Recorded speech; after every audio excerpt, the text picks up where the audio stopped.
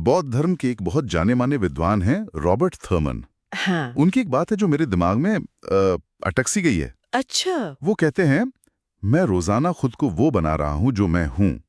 ये सोचने में कितना अजीब है ना? हाँ। कि हम कोई बनी बनाई चीज नहीं है, बल्कि हर दिन हर पल खुद को गढ़ रहे हैं। हमारे ख्याल, हमारे इरादे, मतलब सब कुछ एक नदी की तरह बह रहा है। बिल्कुल। और ये एक बहुत गहरी बात है। अक्सर हम खुद को और दूसरों को एक ठहरी हुई तस्वीर की तरह देखते हैं कि भाई वो इंसान तो ऐसा ही है। हाँ, बिल्कुल। हम भूल जाते हैं कि 5 साल पहले जो हम थे, आज हम वो नहीं हैं। हमारे अनुभव हमें लगातार बदल रहे हैं। सवाल ये है कि क्या हम इस बदलाव पर ध्यान दे रहे हैं? यही आज की हमारी बातचीत का केंद्र है। हमारे पास जो श्रोत हैं, वो इसी प्रक्रिया को समझने के 2 तरीकों पर बहुत गहराई से बात करते हैं। मनन यानी कंटेम्पलेशन, और ध्यान यानी मेडिटेशन। हाँ, और ये सिर्फ कोई आध्यात्मिक शब्द ही हैं, बल्कि खुद को समझने और अपनी जिंदगी को बेहतर बनाने के बहुत मजबूत औजार हैं। तो चलिए इस पर गहराई से बात करते हैं। जरूर। और ये समझना इसलिए भी जरूरी है क्योंकि ये दोनों शब्द अक्सर एक दूसरे की जगह इस्तेमाल हो जाते हैं, पर इनमें एक बहुत बड़ा फर्क है। हाँ, और यही बात मुझे सबसे दिलचस्प लगी। एक आम गलतफहमी है कि मनन और ध्यान एक ही चीज हैं, पर हमारे स्रोतों में एक ऐसा बारीक फर्क बताया गया है जिसे समझने के बाद पूरी प्रैक्टिस का नजरिया ही बदल जाता है। बिल्कुल।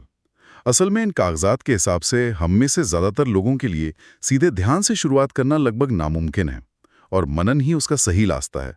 तो ये फर्क है क्या असल में? इसे ऐसे समझिए, मनन का मतलब है अपने दिमाग को किसी एक चीज पर टिकाना। किसी एक चीज पर? हाँ, कोई एक ख्याल, कोई एक सवाल या कोई एक चीज, जैसे प्रेम कृपा का भाव कैसा होता है या सामने रखी तितली की खूबसूरती कैसी है। आप दिमाग को बस उस एक चीज पर लगाए रखते हैं। ठीक है। वहीं ध्यान, जिसे मेडिटेशन कहते हैं, उसका लक्ष्य ठीक इसका उल्टा है। दिमाग को पूरी तरह से खाली कर देना। खाली? हाँ, एक ऐसी अवस्था में पहुंचना जहां आप सिर्फ एक जागरूक दर्शक हैं। कोई भी ख्याल, कोई भी भावना, कोई भी तस्वीर आए और चली जाए और आप उस पर कोई टिप्पणी ना करें, उससे उलझे नहीं। सुनने में तो ध्यान ज्यादा मुश्किल लगता है। दिमाग को खाली करना, ये कैसे मुमकिन है? और यही असलियत है। लेखक का मानना है कि पश्चिमी दिमाग, जो हमेशा विश्लेषण करने, सोचने, चीजों को तोड़ने में लगा रहता है, उसके लिए मनन करना काफी आसान है। लेकिन ध्यान एक पूर्वी अवधारणा है जिसमें महारत हासिल करने में महीनों या तक कि साल भी लग सकते हैं। स्रोतों में एक बहुत ही आसान सा व्यायाम दिया गया है, ये दिखाने के लिए कि ये कितना मुश्किल है। बस कुछ मिनटों के लिए कुछ ना सोचें। और आपने कोशिश की? मैंने कोशिश की, और शायद 10 सेकंड भी नहीं टिक पाया। मेरे दिमाग में तुरंत याद आया कि मुझे एक जरूरी ईमेल भेजना है। फिर नाक पर खुजली होने लगी। क्या ये सबके साथ होता है? बिल्कुल, ये लगभग हर किसी के साथ होता है। होता ये है कि हमारे दिमाग के अंदर लगातार एक बातचीत चलती रहती है। हाँ। एक शोर। ठीक है। जब हम रोजमर्रा की जिंदगी में व्यस्त होते हैं तो हम इस शोर पर ध्यान नहीं देते, लेकिन जैसे ही हम सब कुछ बंद करके चुपचाप बैठते हैं, ये सारा अंदरूनी शोर और तनाव हम पर हावी हो जाता है। बिल्कुल। कुछ लोगों को तो खामोशी से डर तक लगता है, इसीलिए घर आते ही सबसे पहले टीवी या म्यूजिक चला लेते हैं, ताकि उस अंदरूनी शोर को बाहरी शोर से दबा सकें। सही कहा। ठीक है, तो ध्यान करना बहुत मुश्किल है क्योंकि हमारा दिमाग शांत नहीं बैठ सकता। तो फिर कोई शुरुआत कैसे करें? क्या स्रोत हमें बस इस मुश्किल में छोड़ देता है या कोई पहला कदम बताता है? हाँ, और यहीं पर मनन की भूमिका आती है।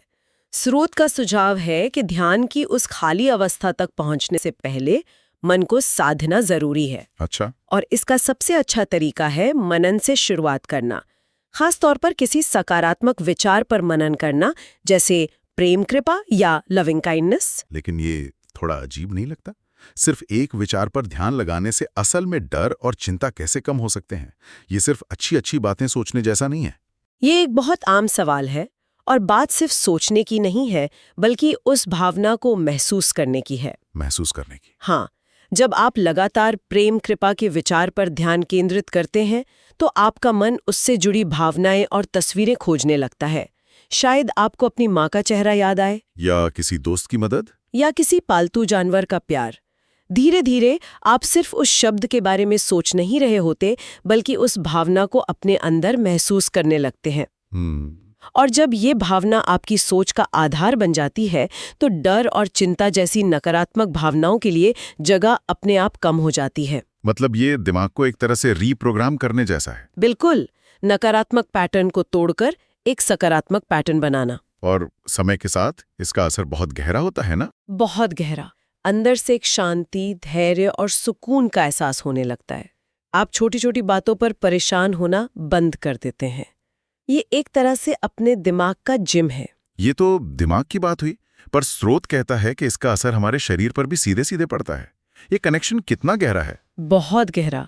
मन और शरीर अलग अलग नहीं है, वे एक ही सिस्टम का हिस्सा हैं।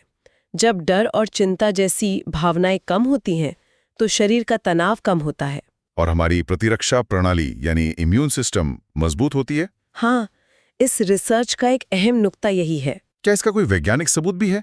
क्योंकि ये बातें सुनने में अच्छी लगती हैं, पर क्या ये सच में काम करती हैं? हाँ, और स्रोत में कई बहुत हैरान करने वाले अध्ययनों का जिक्र है। जैसे इंग्लैंड के डॉक्टरों का एक अध्ययन है। अच्छा। उन्होंने पाया कि सिर्फ सही डाइट और एक्सरसाइज ही नहीं, बल्कि ध्यान जैसी तनाव कम करने वाली तकनीकें असल में कोरोनरी धमनी की बीमारी को पलट सकती हैं। पलट सकती हैं? अरे वाह! हाँ, ये सिर्फ रोकथाम नहीं है, ये एक तरह का इलाज है। ये दिखाता है कि हमारा मन हमारे शरीर को ठीक करने की कितनी ताकत रखता है। ये तो कमाल की बात है।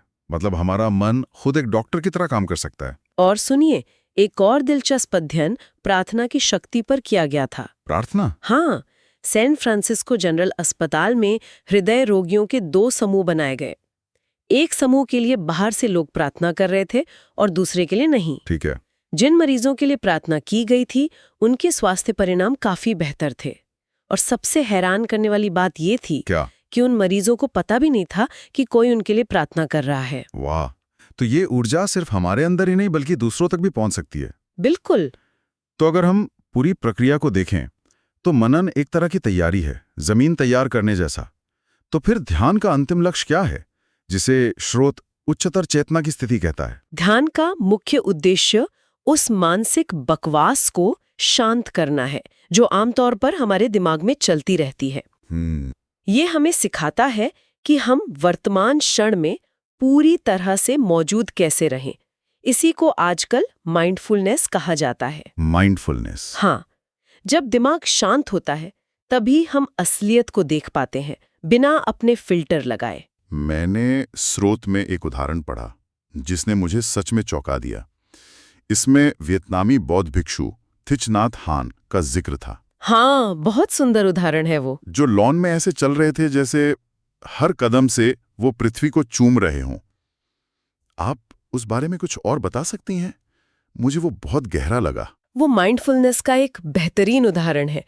इसका मतलब है कि जब आप चल रहे हैं तो आप सिर्फ चल रहे हैं। सिर्फ चल रहे हैं। आपका पूरा ध्यान, आपकी पूरी चेतना आपके हर कदम में है।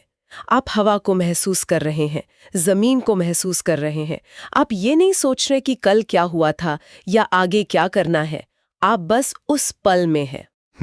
ध्यान हमें उस नदी के किनारे बैठना सिखाता है जहां हमारी भावनाएं बहती हैं और हम हर भावना को, चाहे वो अच्छी हो या बुरी, बिना किसी फैसले के बस देखते हैं, उसे आने देते हैं और जाने देते हैं। स्रोत में एक और कहानी है एक मरीज की जो ध्यान सीखने के बाद पहली बार अपने घर के सामने लगे एक खूबसूरत पेड़ को देखता है, जबकि वो पेड़ हमेशा से वहीं था। बिल्कुल। ये छोटी छोटी चीजों में खूबसूरती खोजने की कला है। यही माइंडफुलनेस का सार है। लेखक इस बात पर जोर देते हैं कि खुशी, शांति और आजादी केवल वर्तमान क्षण में ही मिल सकती है। सही बात है। जब हम अतीत के पछतावों में उलझे रहते हैं या भविष्य की चिंताओं में खोए रहते हैं तो हम खुद को बहुत दुख देते हैं। ध्यान हमें उस मानसिक यात्रा से वापस इस पल में लाता है। जब स्रोत माइंडफुलनेस की बात करता है तो वो सिर्फ इस पल की बात नहीं कर रहा। यहाँ एक और गहरा स्तर है। स्रोत का मानना है कि जब मन पूरी तरह शांत हो जाता है तो वो समय की सीमाओं को पार कर सकता है। यहीं से अतीत या भविष्य के जीवन की यादों का जिक्र आता है। ये एक बहुत ही दिलचस्प लेकिन जटिल विषय है। हाँ, ये थोड़ा जटिल है। ये कैसे काम करता है? अगर हम इसे बड़ी तस्वीर से जोड़कर देखें तो लेखक का कहना है कि ध्यान कुछ हद तक सम्मोहन या हिप्नोसिस की तरह हमारे मन को गहरे छिपे हुए प्रभावों के लिए खोल सकता है। अच्छा। जब दिमाग का सतही शोर पूरी तरह शांत हो जाता है तो हमारे अंदर दबी हुई यादें और भावनाएं सतह पर आ सकती हैं। कुछ लोग मानते हैं कि ये यादें इस जीवन की हो सकती हैं या शायद किसी और समय या स्थान की। तो ये एक तरह की थेरेपी भी हो सकती है। हाँ, अपने डरों की जड़ तक पहुंचने का एक तरीका। बिल्कुल। मान लीजिए किसी को पानी से एक अजीब सा डर है जिसका इस जीवन में कोई कारण नहीं मिलता। ध्यान की गहरी अवस्था में हो सकता है उससे कोई ऐसी तस्वीर या एहसास हो जो उस डर की वजह बताए, चाहे वो किसी और ही जीवन से जुड़ा क्यों ना हो। और एक बार वजह समझ आ गई तो हम समझ जाते हैं कि ये डर कहीं और से आ रहा है और वो हम पर अपनी पकड़ खो देता है। इन कागजात में प्रोग्रेशन थेरेपी का भी जिक्र है, जहां लोगों को उनके भविष्य के जीवन में ले जाया जाता है। इसका क्या उद्देश्य है? ये तो भविष्यवाणी जैसा लगता है। ये भविष्यवाणी से ज्यादा एक मार्गदर्शन है। स्रोत बताता है कि भविष्य कोई पत्थर की लकीर नहीं है। वो बदल सकता है। हाँ, हमारे आज के कर्म और चुनाव हमारे आने वाले कल को, यहाँ तक कि आने वाले जीवन को भी आकार देते हैं। प्रोग्रेशन थेरेपी का मकसद लोगों को ये महसूस कराना है कि उनके आज के कामों के क्या नतीजे हो सकते हैं। अच्छा, ताकि वो बेहतर चुनाव कर सके। बिल्कुल। इससे उन्हें शांति, खुशी और उपचार की दिशा में बेहतर चुनाव करने में मदद मिलती है। ये हमें याद दिलाता है कि हम अपने आध्यात्मिक विकास के लिए खुद जिम्मेदार हैं। तो इन सब का आखिर मतलब क्या है? ऐसा लगता है कि हम सब एक काम कर रहे हैं जो अभी पूरा नहीं हुआ, अ वर्क इन प्रोग्रेस। हाँ, और मनन और ध्यान हमें अपने इस आध्यात्मिक रास्ते पर आगे बढ़ने में मदद करने वाले औजार हैं। सही कहा। और इसका उद्देश्य कोई पूर्णता या परफेक्शन हासिल करना नहीं है, बल्कि इस अभ्यास से जितना संभव हो उतना सीखना है। ये सोचने से हटकर अनुभव करने की यात्रा है। जैसा कि स्रोत में एक जगह लिखा है, जब आप सोचना बंद कर देते हैं तो आप अपने अप्रयुक्त मन का उपयोग करना शुरू कर देते हैं। आप देखेंगे, आप समझेंगे और आप बुद्धिमान बनेंगे। तब शांति होगी। ये हमारे अंदर की उपचार शक्तियों को जगाने के बारे में है। स्रोत में एक बहुत ही सुंदर विचार है पियरे तेल्हार डी शार्डन का।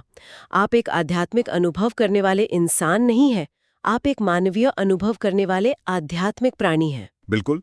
ये पूरी बात को एक अलग ही नजरिए से देखने पर मजबूर करता है। और ये एक बहुत महत्वपूर्ण सवाल भी खड़ा करता है। क्या? यदि, जैसा कि स्रोत बताता है, ध्यान हमें अतीत और भविष्य के जीवन दिखा सकता है और साथ ही ये भी कहता है कि समय एक भ्रम है, तो क्या ये संभव है कि इस अभ्यास के माध्यम से कोई सिर्फ याद या भविष्यवाणी नहीं कर रहा है, बल्कि वास्तव में उन सभी जीवनों का एक साथ अनुभव कर रहा है?